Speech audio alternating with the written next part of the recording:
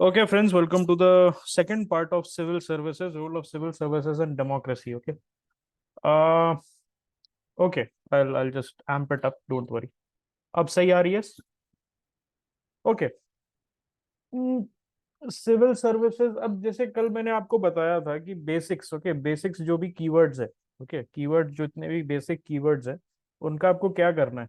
Okay, उसका आपको एक बेसिक 300 से 400 से मे बी 500 वर्ड्स का, अगर थोड़ा सा आपको इंपॉर्टेंट लग रहा है आप अपने हिसाब से देख लेना, उस हिसाब से बेसिक, ओके, आपको बना लेना है एक structure on the IBC model. What is the IBC model? The introduction, body and conclusion model. ये बहुत ही एक अच्छा, कारगर और एक it's a very beautiful strategy. That introduction, conclusion और बॉडी, ये तीनों आप पहले से सोच के जा रहे हो. ओके, ये तीनों आप पहले से सोच के जा रहे हो. इससे अच्छी और इससे प्यारी बात क्या हो सकती है कि एग्जाम रूम में आपको कुछ नहीं करना है, सिर्फ अपने नोट्स को रेसिप्रोकेट करना है. In the UPSC examination, one constant complaint of aspirant is that in the, especially in the mains examination, कि समय पे नहीं हो पाता है. 15 से 17 question, this is the average that an aspirant is able to attempt. Okay. Problem क्या होती है कि इस 15 से 17 क्वेश्चन में भी 10 से 11 ही बेस्ट अटेम्प्ट होते हैं. लास्ट के 4 जो क्वेश्चन या 5 क्वेश्चन आप लिखते हो, that is written in the last 10-15 minutes, and that is the truth for 95% of the aspirants. हमें क्या है ना कि we only see the toppers.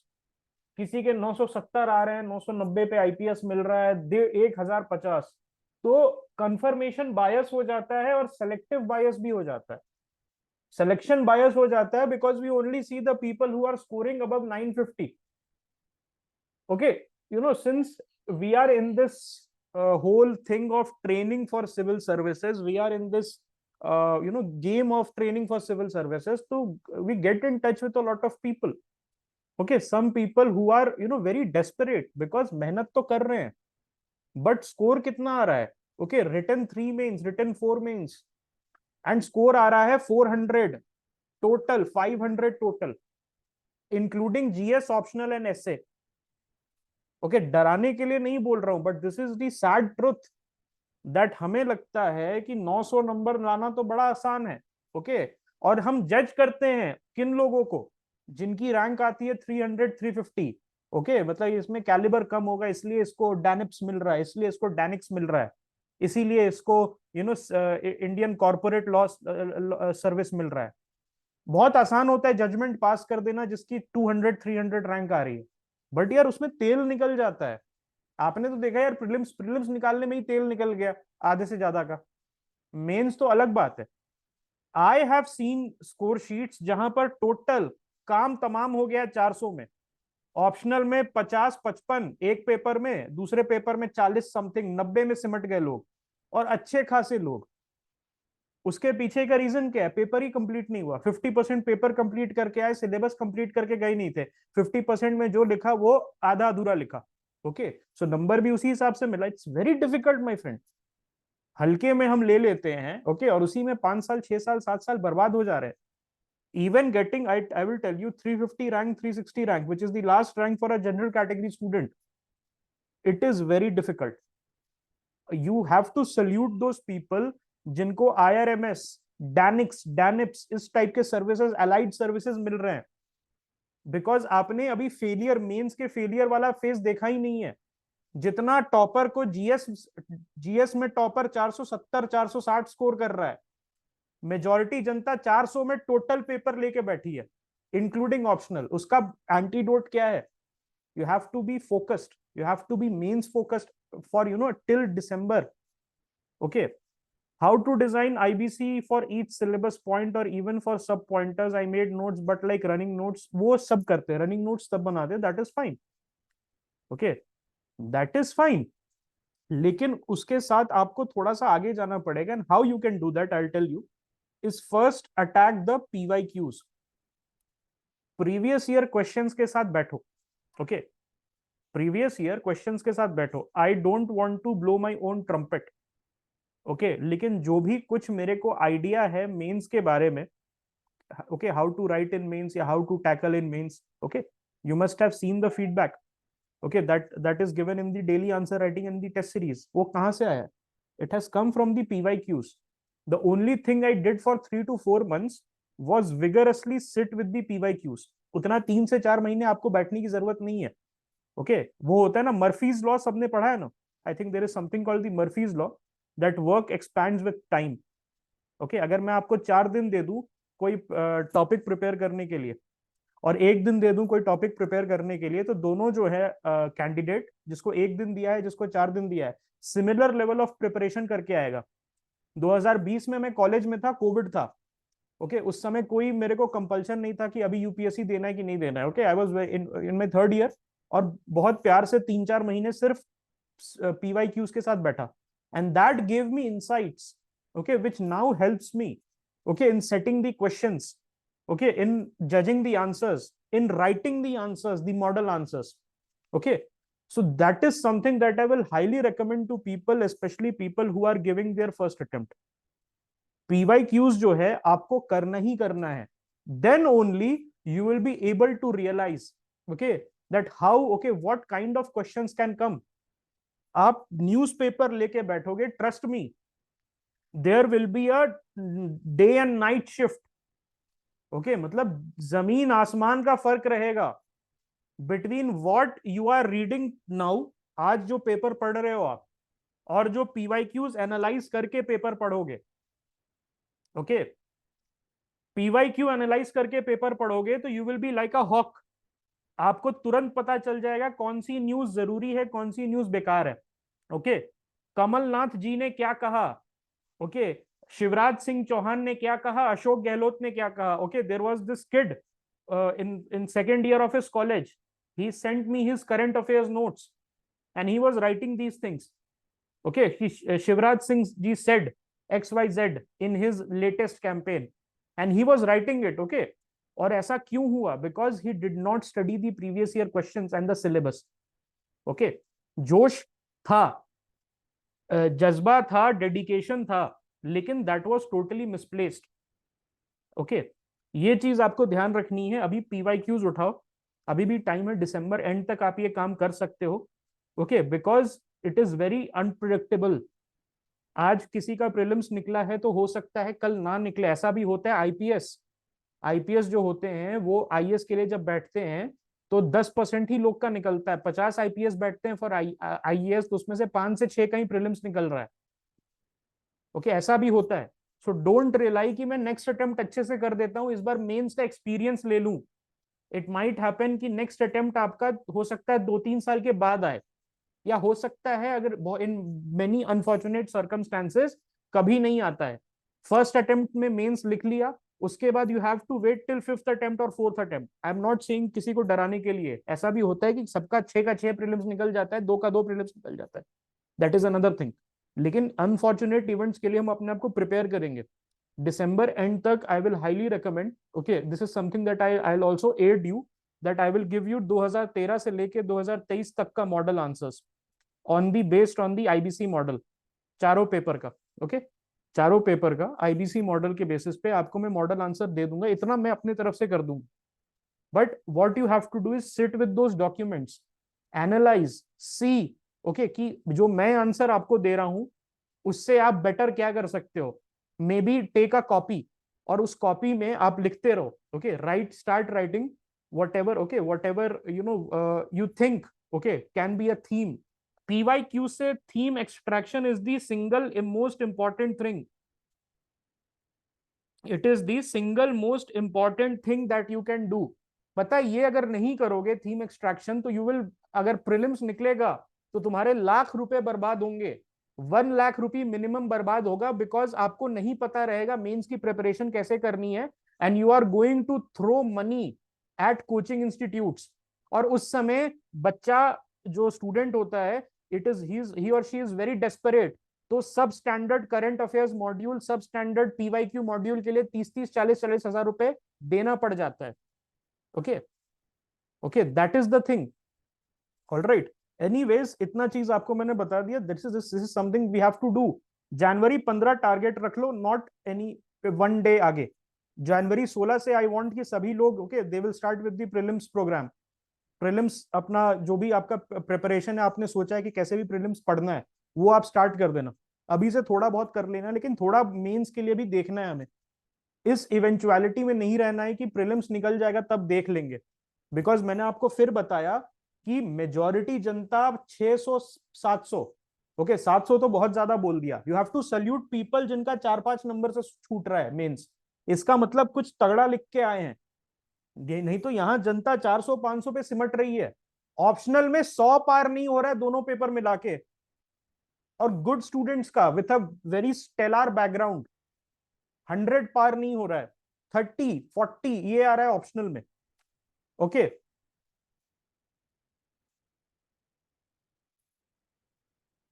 any coaching that works for you, okay, even Vajiram is good, Vision is good, okay, जो जो established name है, राउज, थोड़ा सा मार्केट रिसर्च कर लेना। ओके थोड़ा सा मार्केट रिसर्च करके ही अपना पैसा डालना। ओके बिकॉज थोड़ा सा जो फीस स्ट्रक्चर है it is exploitative in my personal opinion. Okay सब स्टैंडर्ड चीजों के लिए मैंने भाई देखो, I I I am also an aspirant, right. मैंने अभी तक बिना कोचिंग, मैंने जीएस की कोचिंग ली ना ऑप्शनल की कोचिंग ली है। टेस्ट सीरीज पे 1.5 लाख रुपए और ये जो मॉड्यूल्स होते हैं 1.5 से 2 लाख रुपए मैंने बर्बाद कर चुका हूँ। I have given 40,000। Okay I have given 40,000 for a current affairs program, नाम नहीं लूंगा किस कोचिंग का। ओके उसमें मैंने 5 क्लासेस टोटल की। 6th क्लास से समझ आ गया कि ये बेवकूफ बना रहा है। ओके जो भी है, सो दिस हैपेंस, पैसा डूबेगा आपका, लेकिन थोड़ा सा मार्केट रिसर्च कर लेना बिफोर गिविंग योर। अभी क्या होता है, मेजॉरिटी कोचिंग इंस्टीट्यूट्स अपना जो प्रोग्राम निकालते हैं वो प्रिडेशन के उससे माइंडसेट से निकालते हैं कि बकरे आएंगे। बिकॉज आपका आपका क्या होता है कि यू आर हेडलेस चिकन। आपने मांग लिया 15-20,000 rupees from your parents, and now you are saying कि ठीक है इसको दे देते हैं 3,000 5,000 उसको 6,000 उसको, ठीक है कहीं से ना कहीं तो क्लिक कर जाएगा मेरा।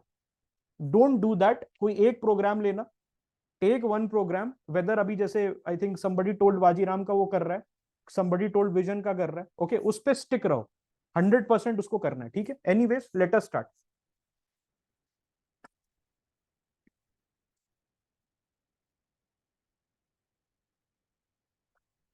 I will not say anything here, वो alright, anything, any about any coaching institute, okay, maybe in the DM we can talk। anyways, civil services and policy making, कल मैंने एक चीज बताई थी आपको। Okay yesterday I told you something. उसमें मैंने क्या बताया था कि policy making and implementation civil services 2 level पे काम करता है। एक लेवल होता है पॉलिसी मेकिंग, और एक लेवल होता है आपका इम्प्लीमेंटेशन या execution. Okay so implementation is the responsibility of the entire civil services and the majority burden is on the lower civil services. Yes, और पॉलिसी मेकिंग में कौन इन्वॉल्व रहता है? JS and above plus the temporary execute, sorry,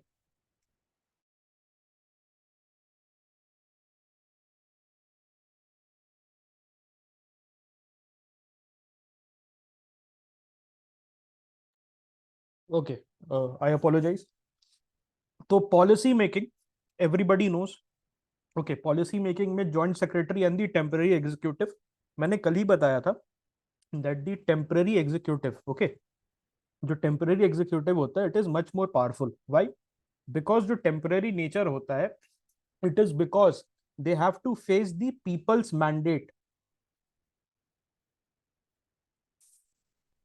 okay they have to face the people's mandate. Okay अब यहां पर देखते हैं स्टेजेस क्या होता है पॉलिसी मेकिंग में। See policy making is a very intricate subject, बहुत ही ज्यादा ओके इंट्रिकेट सब्जेक्ट है। ओके इसमें मल्टीपल लेयर्स होता है। बिकॉज अगर आपने पॉलिसी मेकिंग लेवल पे कुछ गलती कर दी, सो उससे क्या हो सकता है? Can anybody tell me? Okay, it can lead to loss of exchequer. Okay, ऊपर पैसा लॉस हो सकता है मैसिव, बिकॉज कोई भी गवर्नमेंट स्कीम जो है वो बिलियंस ऑफ डॉलर्स में काम करती है।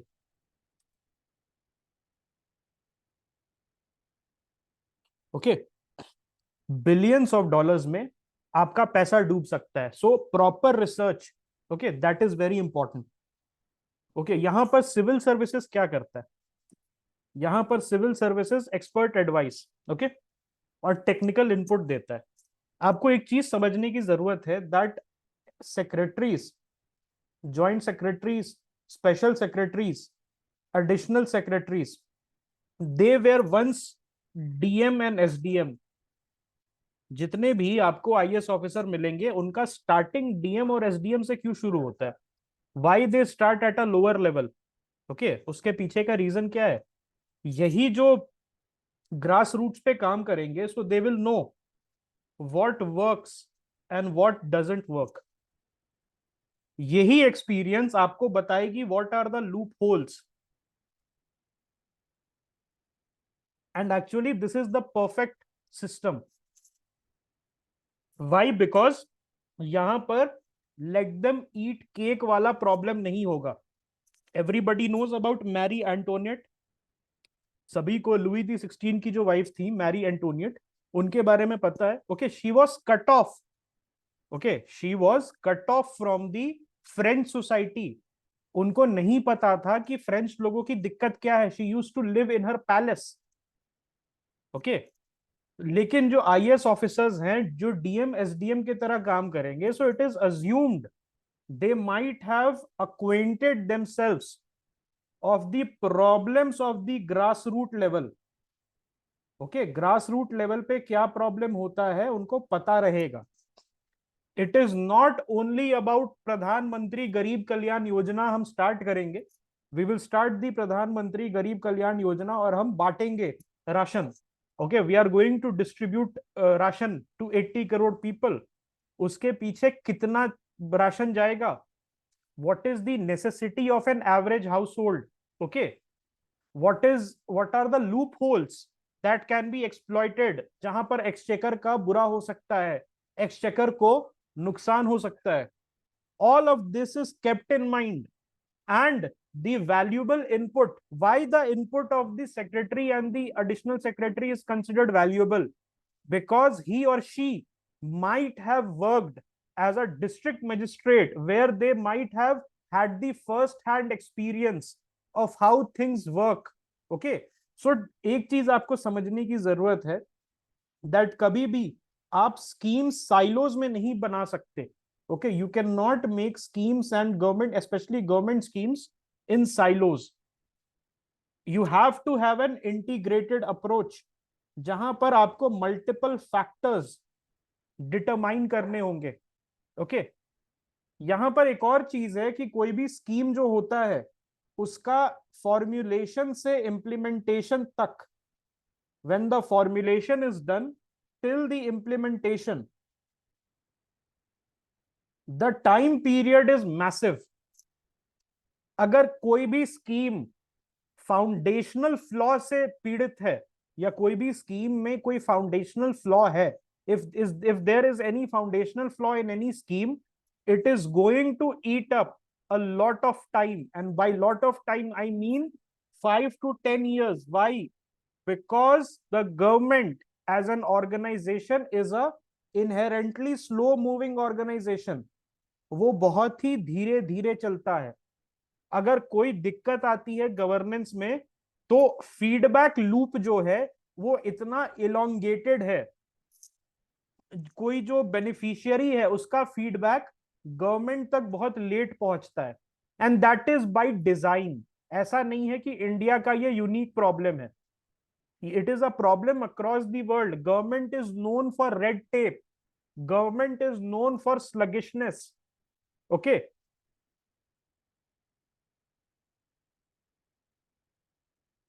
सो यहां पर इसीलिए इंपॉर्टेंट है कि टॉप लेवल पे, ओके, टॉप लेवल पे फॉर्मुलेशन स्टेज में ही जो इनपुट्स हैं वो टारगेटेड रहे और एक्यूरेट रहे।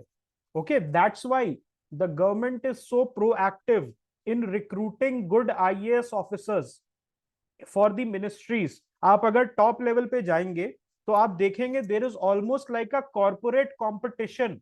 जो मिनिस्टर्स हैं वो खड़े हो जाते हैं सेक्रेटरीज के साथ, एंड दे से कि ये मेरा सेक्रेटरी है, इसको कोई हाथ नहीं लगाएगा. Okay, because ministers also know that this secretary, this civil servant, okay, he is actually guiding the whole organization. Okay, why IAS is so coveted in this country more than any other service? Okay, because of this policy making power. Okay, because of this policy making power. And a lot of ministry actually tries to poach the best person. Okay, कोई minister होता है अपना political influence करके चाहता है कि joint secretary level से okay this poaching game starts, कि मिनिस्ट्री ऑफ डिफेंस का कोई जॉइंट सेक्रेटरी है, he is very well versed with what is the problem in the ordnance factory board, what is the problem in DRDO. Okay, so अगर उसको कोई दूसरा ministry बुलाता है कि भाई तुम अच्छा काम कर रहे हो, आ जाओ, the defence minister himself goes to the joint secretary's chamber and he says, या उसको बुलाता है अपने पास और बोलता है भाई मत जाओ आप. Okay, this is the level of respect that the policy making civil servant get in the ministry. And what is the reason? मैंने आपको कल बताया था, because the minister is only a part-time minister. पहला उसका ड्यूटी है as an MP to his constituents. जो उसका कोर ड्यूटी है वो अपने कंस्टिट्यूएंट्स के ऊपर है. Then he became, first he became an MP, then he became a minister. इसी के लिए उसका 100% ध्यान एक जगह नहीं रह सकता. Okay, he has to manage multiple avenues, and he knows without his secretary, without his joint secretary, without his special secretary, he cannot manage. He cannot be called a good minister. Okay, फीता काटने आ जाता है वो minister, and he knows this thing. कि मेरा जो contribution है इस पूरे इसमें हो सकता है कि ओवरसाइट का हो, माइट बी ही इज एक कोऑर्डिनेटिंग रोल हो जाए उसका, हो सकता है एक रेगुलेशन का रोल हो जाए. That's it. Minister doesn't have time because of his political duties, he doesn't have time to sit and actually make the policy. यहां पर आपका सिविल सर्वेंट का इंपॉर्टेंस एम्पलीफाई हो जाता है. Okay, and it is a very very respected job. आप जाओगे तो जिस तरीके का रिस्पेक्ट जॉइंट सेक्रेटरी के ऊपर के लोगों को मिलता है, okay, that is unparalleled. Okay, जो देश का इंपॉर्टेंट मिनिस्टर आपके लिए खड़ा होके वाउच करेगा. ओके, अगर आप अच्छे हैं तो, यूजलेस है तो फिर आपको बहुत सारे एवेन्यूज हैं जहां पर सरकार डंप कर सकती है. ओके, आप ब्यूटिफिकेशन करा सकते हो किसी स्ट्रीट का. ओके, वो भी बहुत सारे ऐसे कमिटीज सरकार ने बना रखे हैं. आपको निकालेगी नहीं सरकार, आजकल तो वैसे कंपलसरी रिटायर भी कर देती है, लेकिन इन जनरल सरकार निकालती नहीं, डंप कर देती है. और वो इतना ह्यूमिलिएशन होता है कि आदमी खुद ब खुद रिजाइन कर देता है. Anyways, then research and analysis. मैंने अभी बता दिया why research and analysis is important and why the inputs given by the IAS officers, especially those officers who have done good work on the field, is important. Okay, then stakeholder engagement. यहां पर ये important हो जाता है. Why stakeholder engagement at the formulation stage is important? मैंने आपको एक चीज बताई थी कि feedback loop in the government is massive. मतलब जैसे अगर कोई स्टार्टअप है, स्टार्टअप में कितने लोग हैं, 50 लोग हैं, 30 लोग हैं, 40 लोग हैं, वो तुरंत CEO को अप्रोच कर सकते हैं कि सर ये प्रॉब्लम है. CEO बोलेगा अच्छा ये प्रॉब्लम है, तुरंत इसको ठीक करो. विद इन 3 to 4 आवर्स वो प्रॉब्लम ट्रबल शूट हो गई. लेकिन गवर्नमेंट में 60 लाख एम्प्लॉइज हैं. There are 6 million employees in the government sector, और उसमें भी हायरार्की है. There is a definite hierarchy. उसके चलते फीडबैक जो है वो बहुत ज्यादा लंबा है. जो नीचे के लोग फीडबैक देते हैं वो ऊपर पहुंचते पहुंचते बहुत देर हो जाती है. इसीलिए stakeholder engagement becomes a very important step. Okay, it involves various stakeholders including industry experts, academics and the public in the policy making process. इसका एग्जांपल दे सकते हो? ये मैं बोल सकता हूं NCERT curriculum in the education, MHRD. वहां पर दिल्ली यूनिवर्सिटी, जेएनयू के प्रोफेसर वगैरह, आईआईटी के प्रोफेसर को बुलाते हैं। कैन आई से दिस? यहां पर पब्लिक में EIA बोल सकता हूं? इन्वायरमेंटल असेसमेंट, कैन आई से दिस? यस। इंडस्ट्री एक्सपर्ट्स, ये AI, चिप मेकिंग पॉलिसी, यहां पर इंडस्ट्री एक्सपर्ट्स को बुलाना। ब्लॉकचेन, क्रिप्टो करेंसी, जो चीजें सरकार को नहीं समझ आती। अभी कुछ दिन पहले एक न्यूज आया था कि मैकिन्सी को और बाकी बिग फोर जो कंसल्टेंसी कंपनीज है, उसको सरकार 500 करोड़ रुपए दिया है। तो आउटरेज उठा था दैट ये बिग फोर को 500 करोड़ रुपए क्यों दिया गया? सरकार पैसे बहा रही है भाई, सरकार पैसे नहीं बहा रही है। Okay, there might be some truth in this fact कि IAS ऑफिसर्स के बेटा और बेटी वो काम करते हैं, इसलिए माइट बी सम ट्रुथ। लेकिन जो मेजॉरिटी ट्रुथ है, जो असली ट्रुथ क्या है, the government doesn't want to make any second guesses. The government wants to be very thorough, so it hires the best consultancy. Why? Because policy making, मैंने आपको बताया, फीडबैक लूप बहुत ज्यादा बड़ा है। एंड यूजर जो बेनिफिशियरी है, उसका जो फीडबैक है वो सरकार तक पहुंचते पहुंचते, मिनिस्टर साहब तक पहुंचते पहुंचते बहुत देर हो जाती है। उस समय तक न्यू इलेक्शंस की बात शुरू हो जाती है, लोगों को पता नहीं चलता है। और कोर्स करेक्शन, चलो फीडबैक तुरंत पहुंच गया, भाई कोर्स करेक्शन में दिक्कत होती है। बिकॉज मैंने आपको स्टार्टिंग में बताया था लेक्चर के, the government is inherently sluggish, not the Indian government. Any government by default is inherently sluggish. तो सरकार बिल्कुल भी चांस लेना नहीं चाहती है, इसलिए वो बिग फोर और मैकेंजी को हायर करती है कि भाई अगर हम बेस्ट, जो मार्केट में बेस्ट कंसल्टेंसी है, उनको हायर करेंगे तो बेस्ट चीजें हमें पता चलेंगी। Okay, regarding Mumbai pollution, he will sign a MOU with Dubai-based company, okay, blaming bordering states. Yes, nahi, see, there is something called governance compulsion as well, political compulsion rather. किसी किसी का political compulsion होता है, उस पर हम लोग we will not say anything. Okay, we will not talk about political compulsion because this is a governance chapter. वो चीज हमने political reforms में बात कर ली है। लेकिन गवर्नेंस जो होता है, okay, that is the domain, exclusive domain of the civil servant. Civil servant का काम ये नहीं है कि पॉलिटिक्स करे कि ये नेताजी अच्छे हैं, वो नेताजी अच्छे हैं।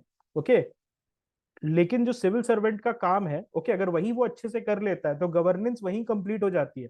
Okay, that's why they are called the backbone ना, परमानेंट एग्जीक्यूटिव क्यों बोला जाता है? ठीक है, I mean yes, see, it's at the end of the day, at the end of the day politics में सभी को रहना।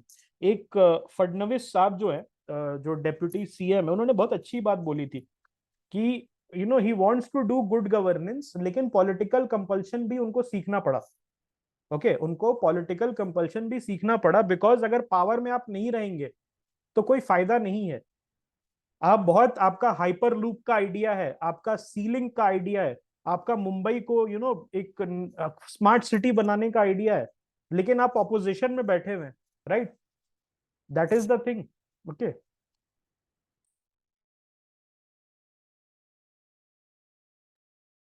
Okay, now then drafting legislation and regulations. Okay, drafting legislation and regulation, preparing draft bills, regulation and legislative proposal. आप अगर देखोगे तो bill वगैरह, अभी हमारा ये आया था ना, भारतीय न्याय संहिता, तो आपको क्या लगता है, मोदी जी ने लिखा है क्या उसको? ओके, क्या लगता है, मोदी जी ने लिखा है? G20 का declaration, new Delhi declaration, Modi ji ने लिखा है कि अमित शाह जी ने लिखा है? किसने लिखा है?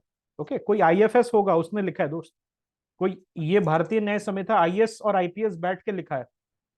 ओके, है ना, बाबूज ने लिखा है। So drafting is a very very important, okay, it's a very very important aspect. Drafting सीखनी पड़ेगी आपको, that's why lawyers do very well in the foreign service. Okay, ऐसा स्टीरियोटाइप नहीं है। ओके, बेस्ट, अभी जो हमारे बेस्ट डिप्लोमेट है, चीफ डिप्लोमेट है, he is a history graduate. Okay, मैं वो नहीं कह रहा हूँ, ओके, मैं वो नहीं कह रहा हूँ, लेकिन the thing is, the thing is कि अगर आपके पास ड्राफ्टिंग पावर है तो आप बड़े काम आओगे। बिकॉज जो पॉलिटिशियन है उसका काम डिटेल्स में जाना नहीं है दोस्त। ओके, पॉलिटिशियन का काम डिटेल्स का नहीं है, पॉलिटिशियन ऊपर ऊपर से काम करता है, पॉलिटिशियन के पास टाइम ही नहीं है ओके कि हर सेक्शन 6 में क्या लिखा हुआ है, सेक्शन 7 में क्या लिखा है, ही ब्लाइंडली ट्रस्ट यू। उसमें तुम कुछ भी लिख दो, उगा बुगा वो पढ़ जाएगा, उसको फर्क नहीं पड़ता। He doesn't give a damn because he trust you blindly. Okay, आप पे ट्रस्ट है उसका। Okay, he has complete trust over you. Why? Because आपको वो समझता है, ओके आपको कुछ समझता है, that okay you have the insights. Okay, that gibberish. Okay, by ooga booga I meant gibberish. ठीक है, then ensuring legality and regulatory framework. Okay, ensuring legality and regulatory framework. ठीक है, नाउ द थिंग इज, यहां पर देखो, आप सभी को आर्टिकल 13 पता है कॉन्स्टिट्यूशन का। यहां पर मेजर एम्बैरेसमेंट हो जाता है। मैंने आपको पहले बताया that the politician doesn't go into the details. और वो किस पे ट्रस्ट करता है? सिविल सर्वेंट्स पे। ओके, अब यहां पर क्या होता है कि article 13 is what? Declaring anything which is inconsistent with the constitution of India as ultra vires या अनकॉन्स्टिट्यूशनल। तो the civil servant has to be very aware of whatever he is putting into the, okay, whatever he is putting into the document, it is in consistence with article 13। यहां पर दो चीजें होती है, important है। अगर inconsistent है तो क्या होगा? सबसे पहले तो टाइम वेस्ट, आपका पूरा का पूरा planning, resource allocation, resource mobilisation सब धरा का धरा रह जाएगा अगर आपका जो लॉ है it is inconsistent with the constitutional provisions. दूसरी चीज क्या है? जो सरकार है, it is part of the executive, it gets embarrassed by the judiciary which is a fellow, एक तरीके का कॉम्पिटिशन है दोनों में। जुडिशियरी से एम्बैरेस्ड हो जाता है और गाज किस पे गिरेगी? आप पे गिरेगी कि आपने ठीक से लक्ष्मीकांत नहीं पढ़ी। ओके, दैट्स वाई लक्ष्मीकांत 4 बार एक्स्ट्रा पढ़ना अगर आपको अच्छा पॉलिसी मेकर बनना है। वाई? बिकॉज लॉ का पता होना is perhaps one of the most important thing, okay, one of the most important thing that you can do as a civil servant. अगर लॉ आपको पता है, you know your law, how the law works in this country, what are the provisions, what are your rights, what are the DPSPs, okay, what are the provisions, how to draft a provision that it falls outside the ambit, okay, of article 13 and it is not declared unconstitutional. That is something that you have to, okay, do as a civil servant। नहीं तो एक तो embarrassment होती है, दूसरा time waste होता है। Okay, अब हम आ जाते हैं पॉलिसी इंप्लीमेंटेशन के फेज में। यहां पर क्या होता है? Basically translating policy decisions into actionable plans and strategies. Okay, policy बना ली हमने कि भाई मनरेगा हम करेंगे और सभी को रोजगार मिलेगा, 180 दिन तक मिलेगा और 200 डेज तक जो भी मिलेगा, और पैसा देंगे 270-80 रुपए, 300 रुपए जो भी देंगे, और लेकिन उसको कैसे इंप्लीमेंट करोगे? क्या जो बिहार का चैलेंजेस है मनरेगा का, would it be same as that of Arunachal? क्या गुजरात का problems for the implementation will be same as Tamil Nadu? The answer is no. Okay, the answer is no. सारे स्टेट्स का अपना अलग प्रॉब्लम्स है जिसके through MNREGA is a example. Okay, just for an example कोई भी स्कीम आप ले लो, ऑलराइट, कुछ स्टेट्स में स्मूथ इंप्लीमेंटेशन हो जाता है। जनरली वेस्टर्न स्टेट्स में which are far more prosperous, southern states which are far more prosperous, वहां पर तुरंत इंप्लीमेंटेशन हो जाता है। लेकिन जो हमारा states which are a bit backward, जो डेवलपिंग स्टेट्स है, वहां पर due to the backward society, crunch of resources, because majority of जो स्कीम्स होते हैं वहां पर generally it is centrally sponsored schemes, central sector scheme. Okay, central sector schemes कम होते हैं। What is the difference between sponsored and sector scheme? कोई बता सकता है? ओके, स्पॉन्सर्ड में majority financing will be done by the centre, लेकिन कुछ component will be given by the state. किस लेवल पे होता है? 60-40 फॉर द नॉर्मल स्टेट्स, और हिल स्टेट्स के लिए 90-10। मतलब यहां पर 60% will be given by the government and central government, and the 40% will be given by the state government.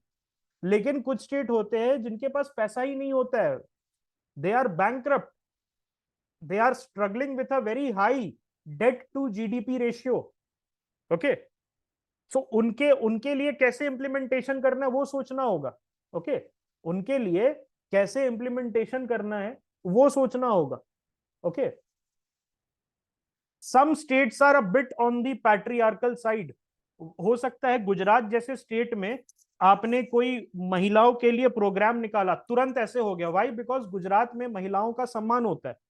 Gujarat में अगर आप जाओगे तो women have good amount of rights, although it is not a perfect state, but it is a very very equal state in that matter, that okay कि अब वहां की जो बेटियां हैं वो बेटों के साथ compete करती हैं।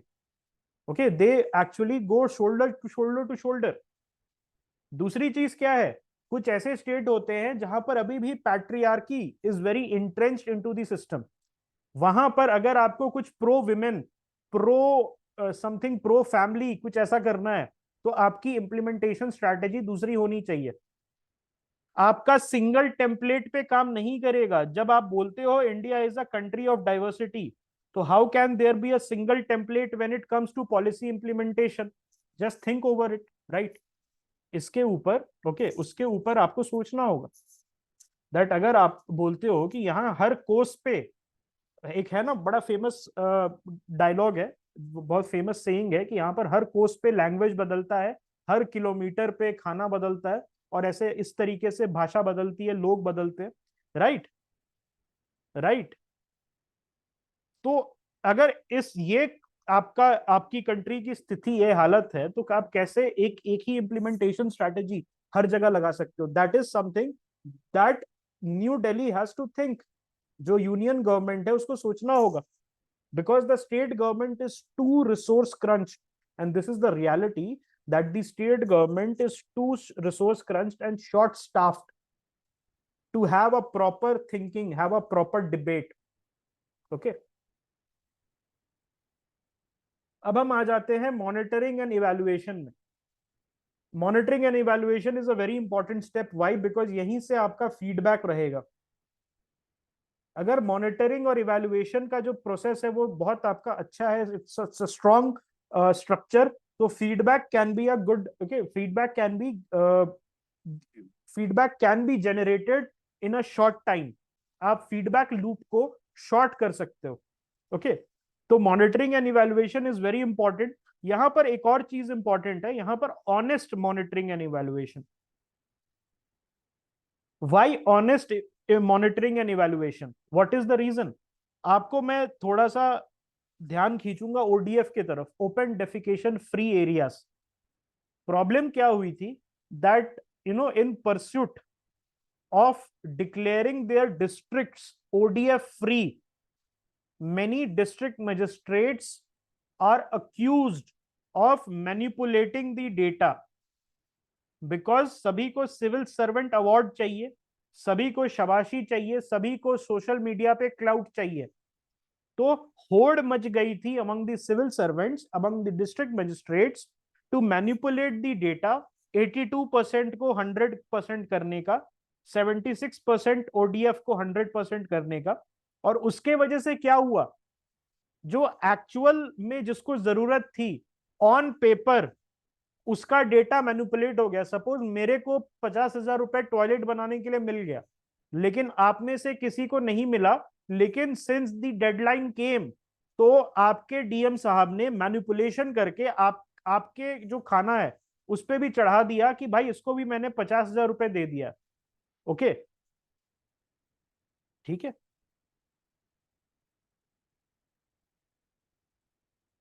Okay, so this is done. उसके बाद उसके बाद फीडबैक जो मिलता है उसके हिसाब से एडजस्टमेंट करना भी इंपॉर्टेंट है। Okay, adjustments are equally important my friends. Okay,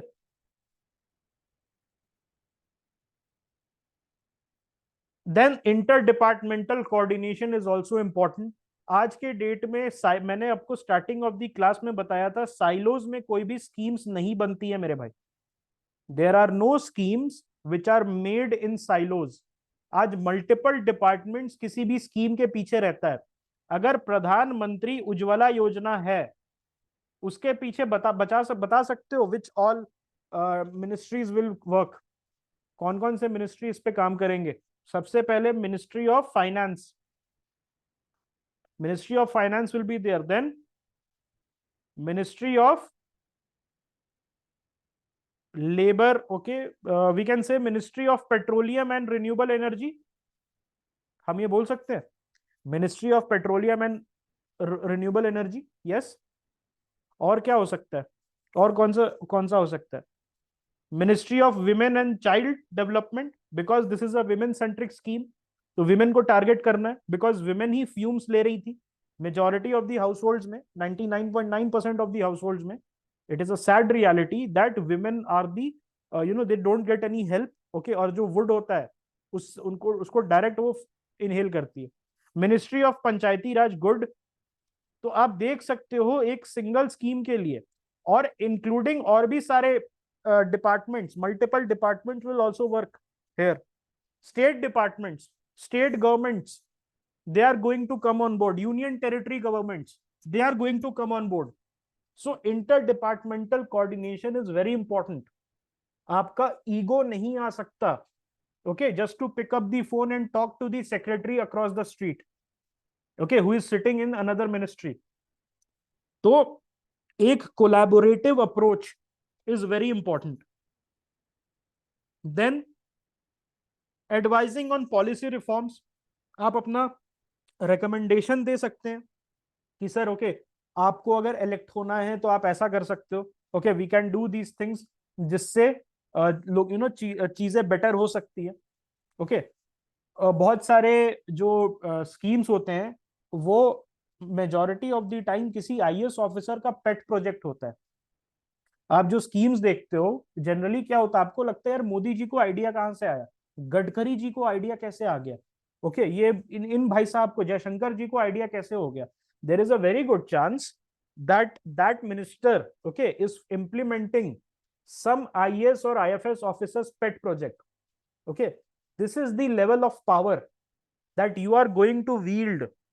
Okay, so go into the services for the right reasons. कि एक दिन तुम्हारे दिमाग में जो ख्याल आया उस पे बिलियंस ऑफ डॉलर्स खर्चा हो रहा है, this no private job can give you. I am not demeaning private jobs, I am not at all, I am in favour कि मेजॉरिटी जनता प्राइवेट सेक्टर में जाए, गवर्नमेंट सेक्टर में कुछ नहीं रखा है, लेकिन okay, this is one thing that I can say डंके की चोट पे, that no private job can give you this satisfaction कि अगर ऑनेस्टली काम कर रहे हो, if you are working honestly और आप अपने आइडिया के तरफ ऑनेस्ट हो, तो the government might spend one day billions of dollar just to back your idea, and this no private sector will do. Okay,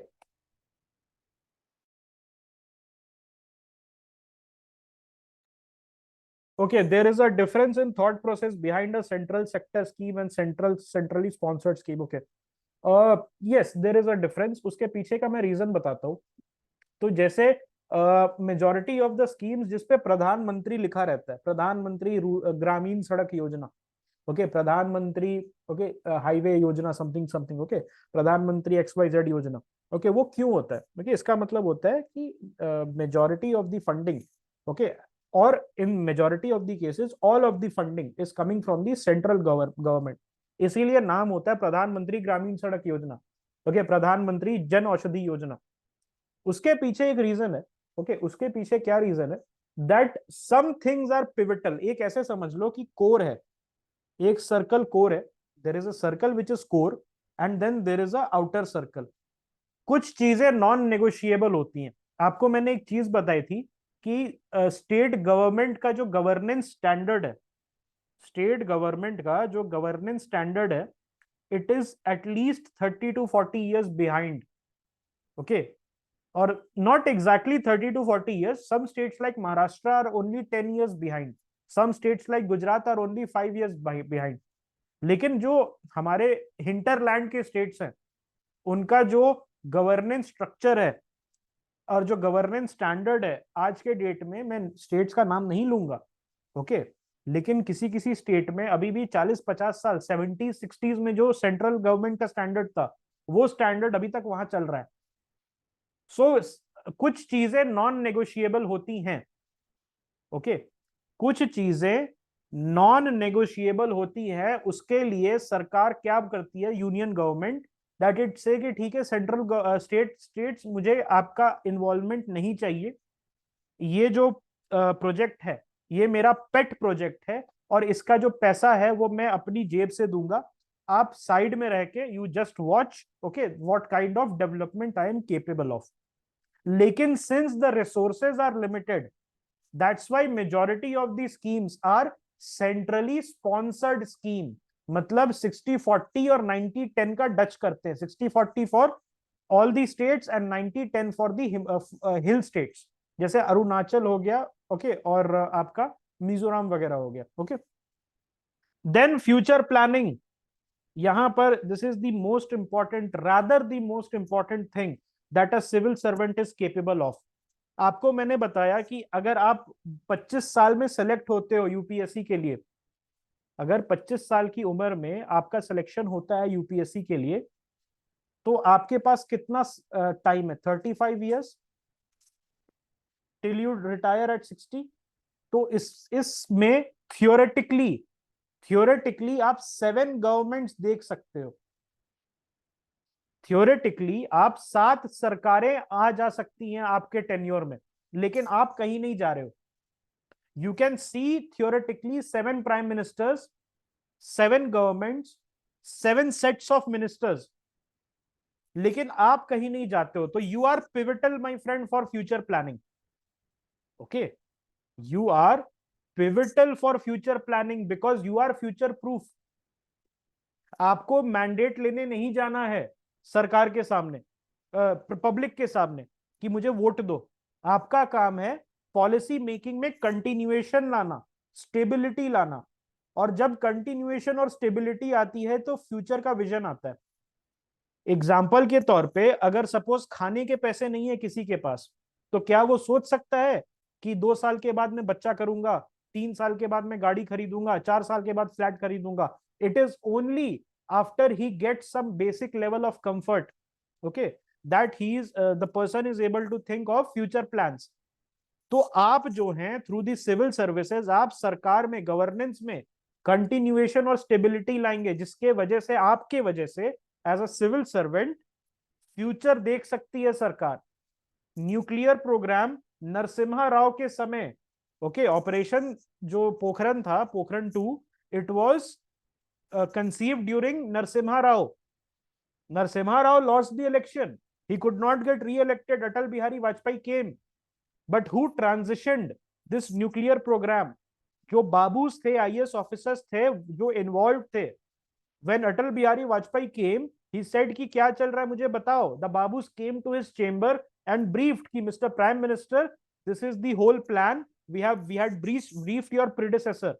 And then he said, okay, we can go ahead. अगर मान लो permanent executive नहीं होता, तो then the temporary executive will run around like a headless chicken. Okay, so this is one of the most important roles. So policy making is over. कोई भी किसी भी तरीके का डाउट है आपको policy making? Anyone has any kind of doubt?